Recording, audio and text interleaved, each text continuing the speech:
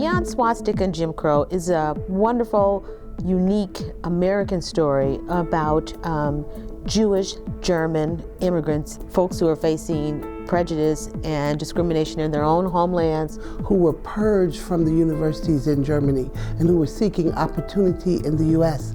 and who found that opportunity at historically black colleges and universities in the South.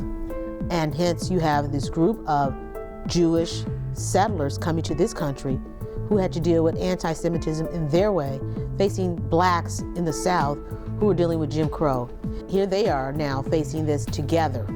There are two different titles, anti-Semitism and Jim Crow, but it really boils down to prejudice. So there was a shared experience of persecution.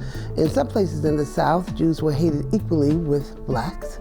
And so they bonded around the need to survive.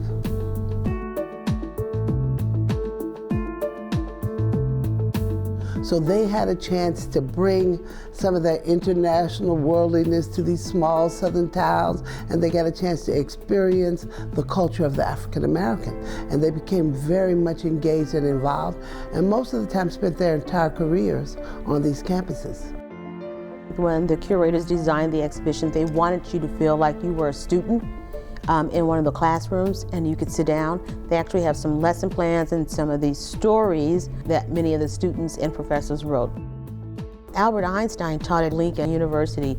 To have Professor Victor Lowenfeld, who taught at Hampton or Lincoln, to tell their stories, and they were at these HBCUs teaching. It's such a profound intellectual and academic story.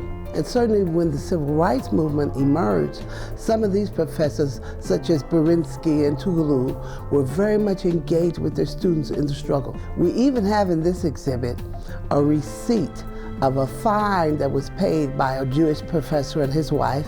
They were fined $3.50 for having lunch in a Negro cafe.